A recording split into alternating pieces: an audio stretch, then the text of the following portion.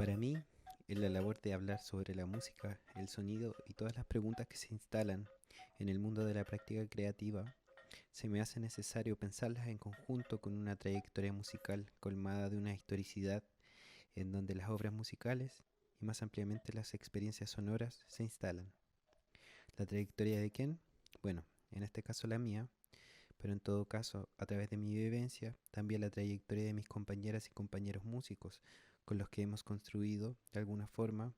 un agenciamiento en la creación a través de la práctica musical, configurando una especie de escena artística.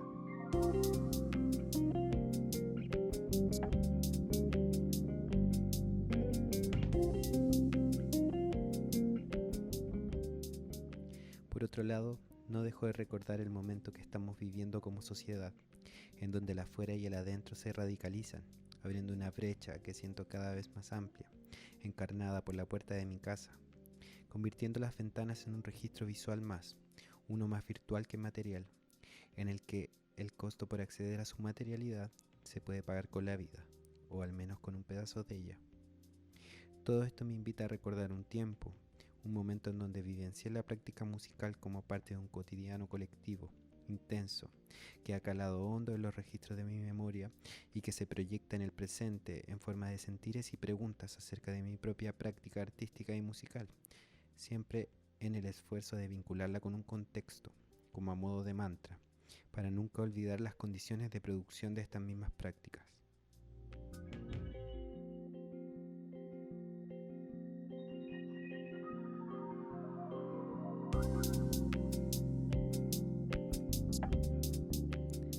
Es en este sentido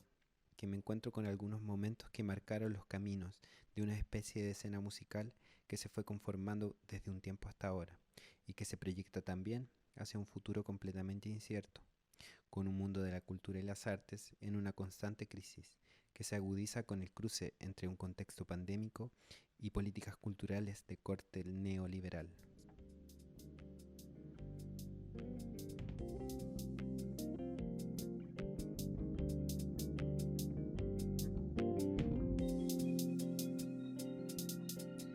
Aún así, las posibilidades que me ha ofrecido pensar esta pequeña escena musical como algo particular dentro de los círculos musicales del país va más allá de nombrar los miembros de la misma, sino instalar esta escena en un contexto particular, la ciudad de Valparaíso.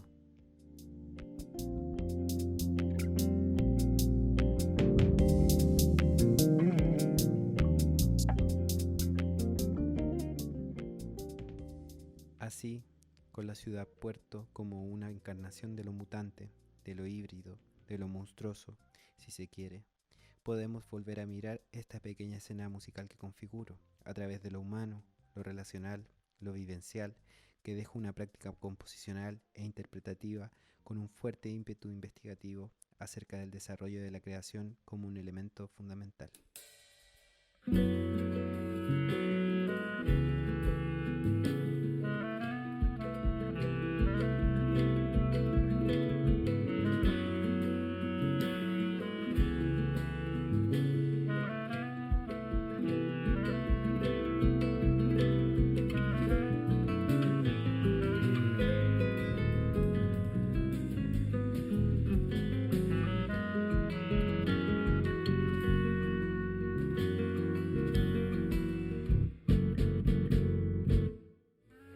Bueno, para empezar a hablar de la escena de la que quiero hablar, la escena porteña, de un tipo de música particular, tendría que hablar del grupo Ajayo. El grupo Ajayo nace el 2007 y yo ingresé el 2009. Ya el 2012 grabamos nuestra primera producción fonográfica y pude ser parte a través de mis composiciones de ese fonograma. Eh, Cosas importantes, yo creo que para mí lo más importante es que fue el primer lugar en donde pude poner en práctica la composición musical eh, a partir de lo que iba aprendiendo con mis compañeros de grupo, porque había más de un compositor dentro del grupo, así como incorporando todos los saberes que iba aprendiendo en el estudio de la música docta, digamos, desde el mundo de la composición. El hecho de compartir con otros compositores en un mismo grupo hizo que pudiera aprender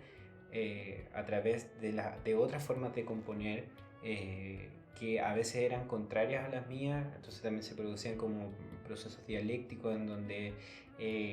esa oposición llegaba como a nuevos lugares interesantes en términos de creación. Por otro lado,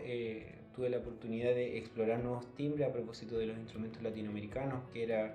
digamos, una de las firmas, por decirlo así, del grupo, como llevar esos instrumentos latinoamericanos que estaban puestos en ciertas músicas de una forma particular. Nosotros como que tratábamos de hacer una especie de fusión con sus timbres. Por último, podría mencionar el hecho de entender la importancia del trabajo de taller, que creo que es algo muy importante dentro del grupo y creo que es una de las cosas fundamentales y es un poco el sello del grupo, ya que todas las composiciones que llevábamos eran trabajadas en taller y muchas veces tomaban nuevos rumbos. Eso era extremadamente interesante a propósito del proceso más personal que uno puede entender a partir de lo que significa componer una música. Eso se confrontaba de lleno con esta idea más antigua del compositor como una persona individual.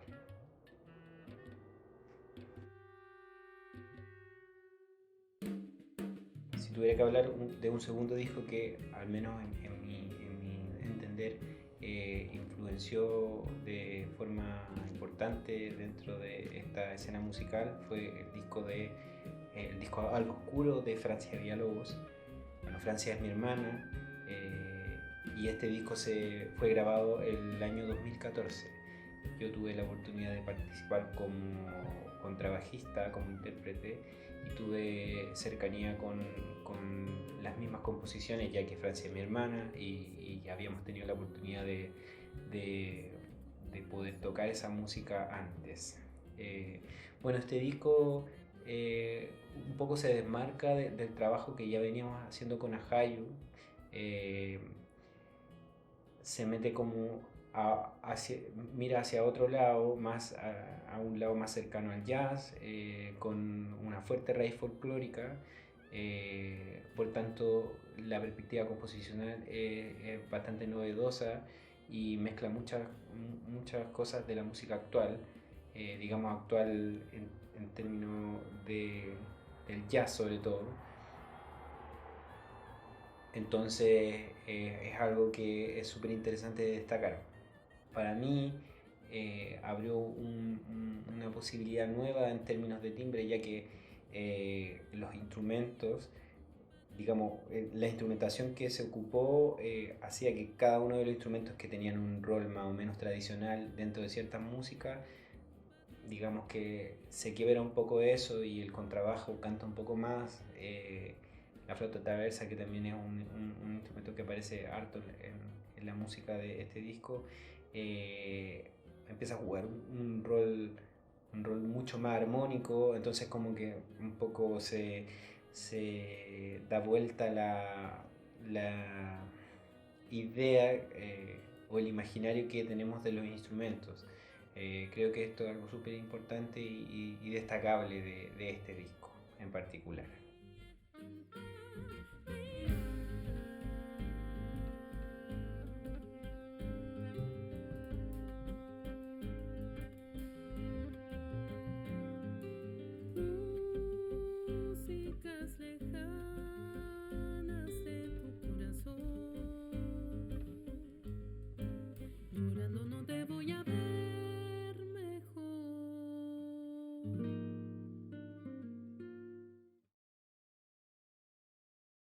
Bueno, un tercer grupo del que me gustaría hablar es del grupo Habitante. Este fue un grupo que yo tuve la oportunidad de conformar a partir de un repertorio que tenía guardado de música que no había podido tocar por diferentes motivos, y me decidí a hacerlos para un quinteto que era el bajo eléctrico, guitarra, flauta traversa y violín en un principio, que luego pasó a ser un cuarteto. O sea, salió la flauta traversa y conformamos la música en un cuarteto. Y este fue un importante espacio de experimentación, sobre todo con la relación de lo eléctrico, del bajo eléctrico, por ejemplo, con lo acústico, que finalmente lo que yo buscaba era poder hacer una especie de ensamble más acústico, en donde había una percusión, digamos, como una especie de batería, pero más percutiva, una guitarra clásica y un violín. Todo esto en relación al bajo eléctrico, que es un instrumento electrificado. Entonces creo que ahí pude explorar harto sobre la misma, digamos, esta misma sensación de lo acústico, y por otro lado pude poner en práctica mis estudios de instrumentación y orquestación a propósito del cambio de, de instrumentos, ya que al principio era un quinteto, después pasamos a ser un cuarteto. Entonces pude poner en práctica muchas de las cosas que fue estudiando, y eso fue bastante interesante.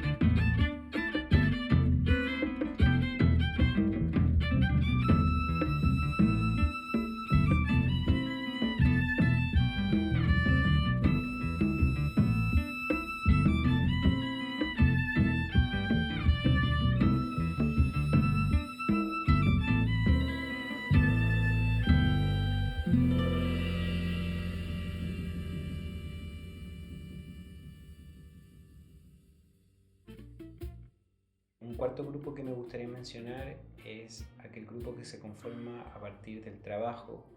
del solista charanguista Camilo Gómez, que grabó su disco el 2018, titulado, su segundo disco, titulado Enlazador de Mundos. En esta, en esta oportunidad tuve el agrado de poder grabar el bajo eléctrico y de poder trabajar en taller con este ensamble bien particular que tiene en su cabeza al charango fretless, un charangón fretless, muy parecido al ronroco, que también es un instrumento de cuerda latinoamericana, muy también parecido al charango. Esta experiencia fue bastante particular porque fue una experiencia nueva en términos de grabación, en el sentido de que esta vez no hicimos lo que había hecho, al menos yo antes, con las otras grabaciones de los otros discos, que había sido más bien grabar la sección rítmica, que es como la batería o la percusión, junto con el bajo, el contrabajo, y después ir haciendo una suma de otros elementos. En este caso lo que se hizo fue plantear la grabación como una grabación en vivo. Esto quiere decir que todos los instrumentos estaban sonando a la vez, cosa que trae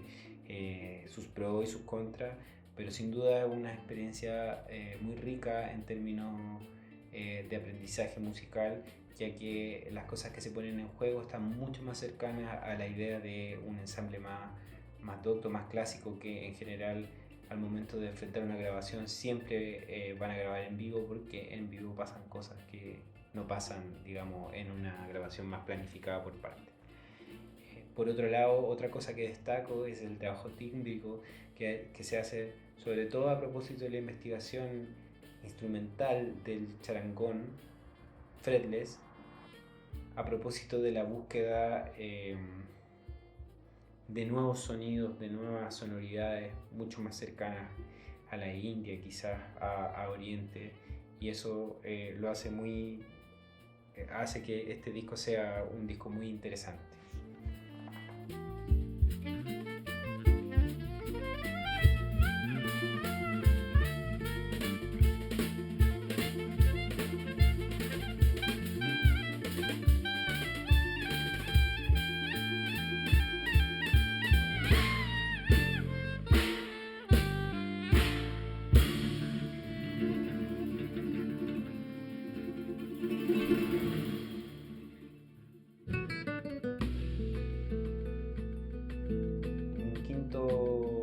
Disco destacable, ya que nos volvemos a repetir el mismo grupo, pero aún así es un disco que para mí es muy importante dentro de esta escena que estamos tratando de demostrar. Es el disco Grieta de Ajayu, que es el segundo disco de la agrupación. Fue un disco que fue grabado en 2017 junto con el sello Mezcalina. Reúne alrededor de 5 o 6 años de bagaje composicional de varios de los compositores. Además se sumaron nuevos compositores a este disco, y es un disco que está mucho más ligado a la exploración sonora, tímbrica, rítmica, según mi percepción mucho más ligado al jazz rock, a estas experimentaciones, a la complejización formal en términos de que las partes son mucho más complejas, tienen mucho más partes, y también hay una vertiente mucho más cercana a la improvisación, que esto también es fundamental a mi parecer en este fonograma. Si hacemos una comparación entre ambos discos podemos ver el movimiento que hay a partir de la comparación entre las primeras composiciones y las composiciones de este último disco, de cada una de las personas que están inmersas en el mundo de la composición en este grupo. Podemos ver los cambios, podemos ver la evolución, podemos ver que efectivamente las cosas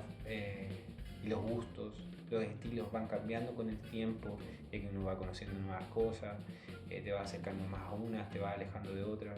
y esto queda súper bien expresado en esta comparación entre este primer disco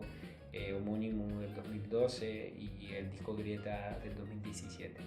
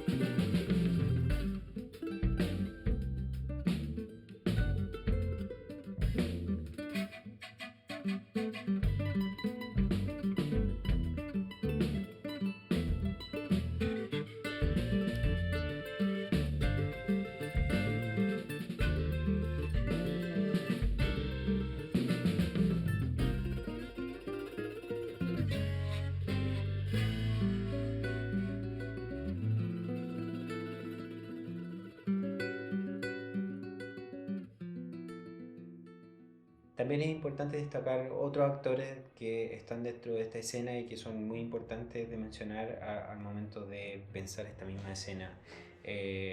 Grupos como el de Antonio Monasterio Ensamble, el grupo Tubún, Daniel Laspillaga Ensamble también, el Amaranto, Ensamble Amaranto, perdón. Son agrupaciones que han sido muy importantes dentro de esta escena, ya que han seguido levantando el mundo de la creación. También desde una vertiente, digamos, entre comillas, docta, explorando esos mismos elementos y mezclándolos con cosas de la música popular, de la música más tradicional, de diferentes partes del mundo, y tratando de hacer una constante investigación en torno a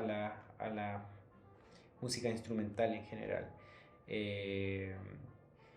Asimismo, esta música que va apareciendo en esta escena ha sido súper fundamental en mi influencias como compositor, digamos, más docto, y creo que son súper destacables al momento de pensar en mi propio imaginario sonoro, musical. Creo que son los, podría decir que son los elementos más importantes dentro de mi idea de crear y de componer. En ese sentido pienso en la simbiosis que se da en esta pequeña escena musical en donde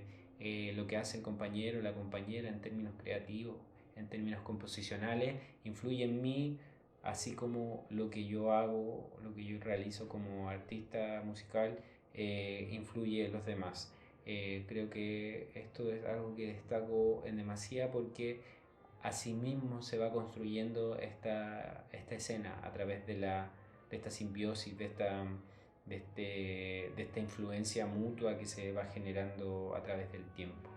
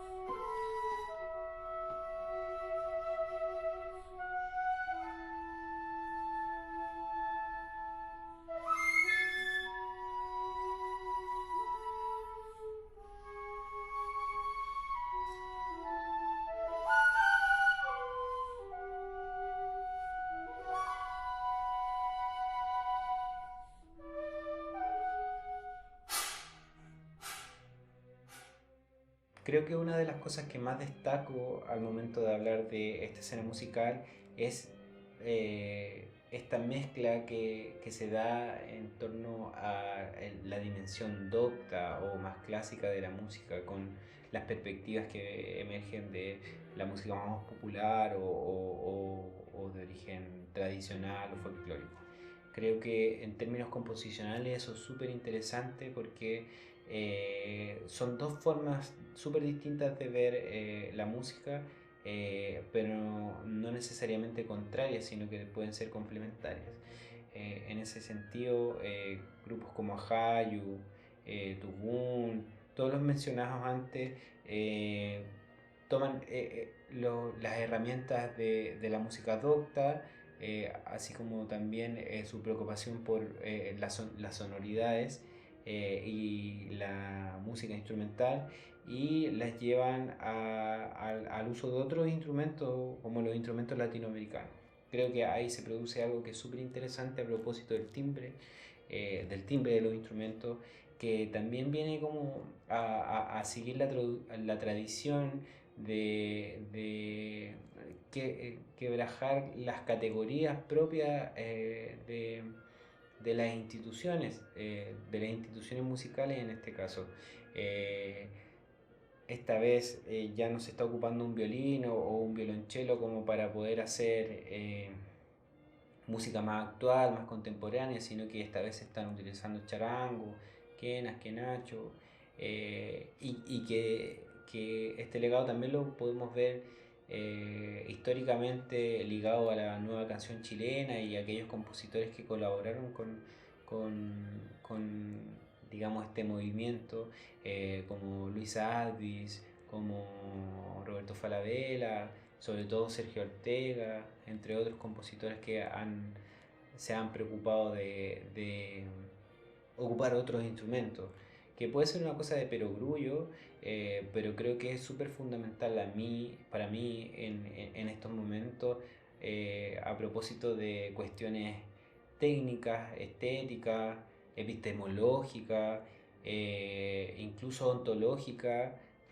en términos más filosóficos, de lo que significa el acto de crear, de lo que significa el timbre sobre todo, y cuáles, digamos, cuáles son sus implicancias, que creo que van mucho más allá de lo que podemos percibir, de lo que yo mismo puedo percibir ahora. Creo que ahí aparece una cosa que está ligada a la percepción, pero también está ligada como un lado súper político del sonido, de lo sonoro. Creo que esta escena de alguna forma nos abre ese camino de poder pensar la música y los sonidos de una forma distinta, de una forma que vaya más allá de esas categorías que ya están impuestas. Creo que eso es de las cosas que puedo rescatar de esta pequeña escena musical que trato de demostrar.